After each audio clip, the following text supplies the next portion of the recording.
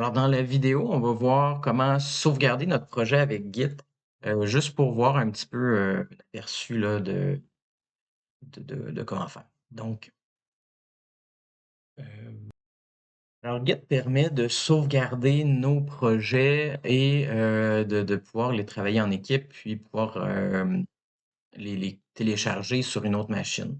Donc, c'est un service de cloud qui vient aussi gérer là, tous les fichiers. Donc, premièrement, ça vous prend un compte GitHub ou un autre service, mais GitHub, c'est le plus connu.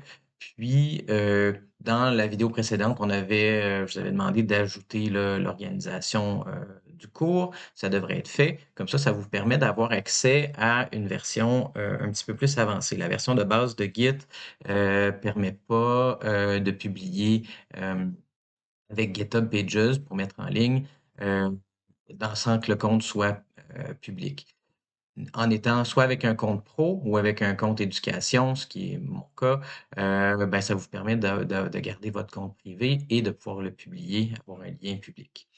Normalement, ce que ça va faire, vous avez besoin de 2 choses dans un projet, un dossier qui est Git.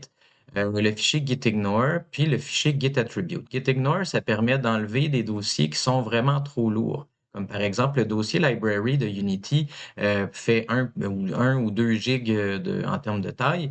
Ben, le fait de ne pas l'ajouter, c'est pas grave parce que Unity le recrée à toutes les fois. Euh, Ceci dit, si jamais vous avez besoin justement vous n'avez pas accès à Git, mais vous voulez juste transporter un projet sur une clé USB ou un disque dur, vous pouvez en tout temps supprimer le dossier library de votre projet de jeu. Et quand vous allez réouvrir Unity avec, ben, ça va le recréer. Donc, ça va alléger le poids beaucoup. Donc, le gitignore permet d'enlever certains fichiers, puis gitAttributes vient juste spécifier certains trucs comme gitlfs, qui est le Large File System. Ça permet de gérer des fichiers beaucoup plus lourds, comme par exemple là, des pinceaux, des textures, des fichiers, des prefabs, des matériaux, tout ce qui est des modèles 3D, quoi d'autre, des fichiers vidéo, etc. Donc, ça va le compresser d'une certaine façon euh, qui va être différente, qui permet de l'enregistrer plus facilement sur le web. Donc, normalement, on avait à faire ça manuellement, mais Unity le fait pour nous. Donc, quand on a créé notre projet dans le hub ici la première fois, quand on a connecté dans sécurité, confidentialité. Bon, là, évidemment, mon jeton n'a pas l'air d'avoir été retenu, mais je vais demander un, comme ça va être fait. Je vais juste me connecter. J'ai généré mon jeton, puis je retourne dans ici.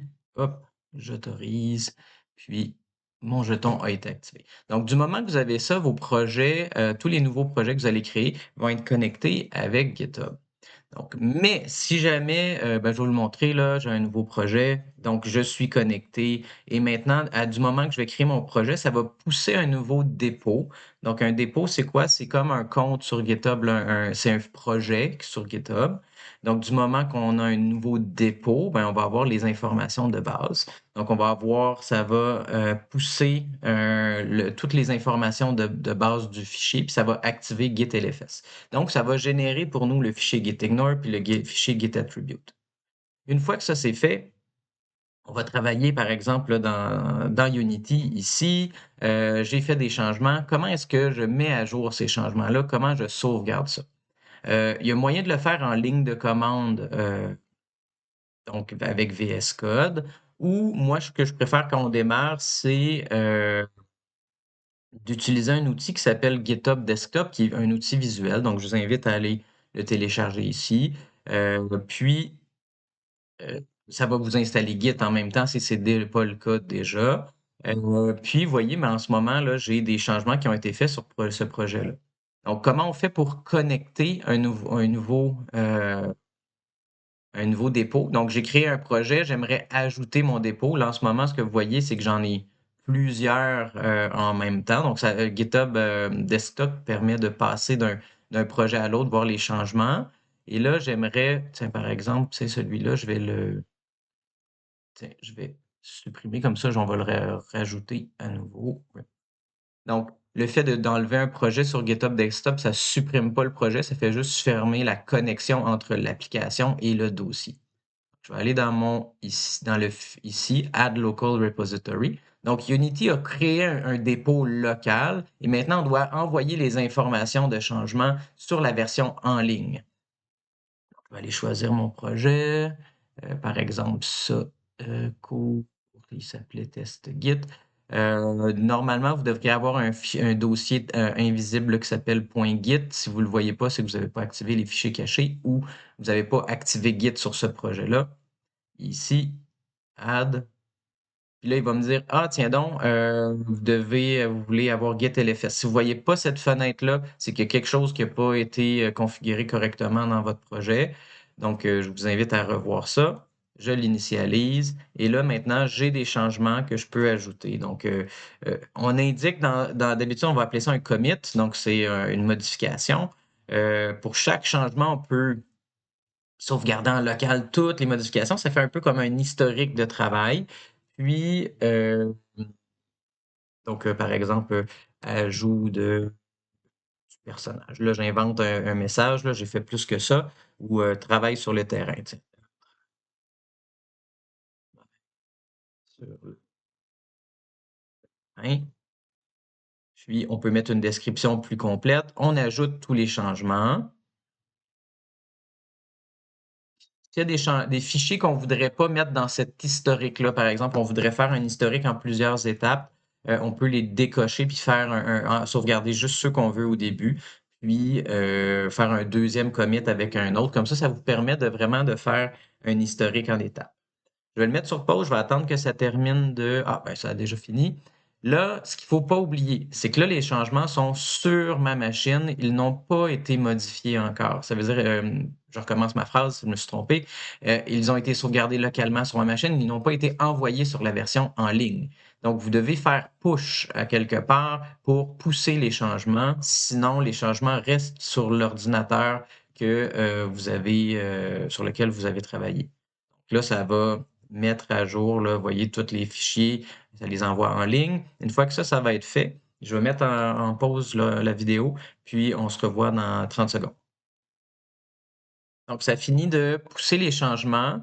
Donc, je peux venir faire la petite roulette là, pour m'assurer que tout est beau. Ça est allé vérifier qu'il n'y avait pas de changement sur la version en ligne. OK. Et là, je vais aller voir sur mon dépôt. Et là, vous voyez que tout d'un coup, je devrais avoir mon commit, le nom de mon commit qui est apparu en ligne. Si vous ne voyez pas ça, si ça dit que ça n'a pas été le dernier commit, c'est plusieurs jours que vous essayez d'en avoir un, c'est que peut-être que vous n'avez pas poussé sur le bon dépôt. Ou en tout cas, il y a quelque chose qui n'est pas normal dans les changements. Maintenant, imaginons que j'ai fait ça sur l'ordinateur du collège, puis j'aimerais travailler à la maison maintenant. J'aimerais récupérer les changements. Donc, ce qu'on peut faire, c'est avec GitHub Desktop, vous allez cloner un dépôt. Ça veut dire que vous allez prendre un dépôt qui est en ligne et vous allez le mettre sur votre machine actuelle. Ici, dans Clone, ici, vous allez avoir tous vos dépôts. Vous comprendrez que moi, j'en ai plusieurs.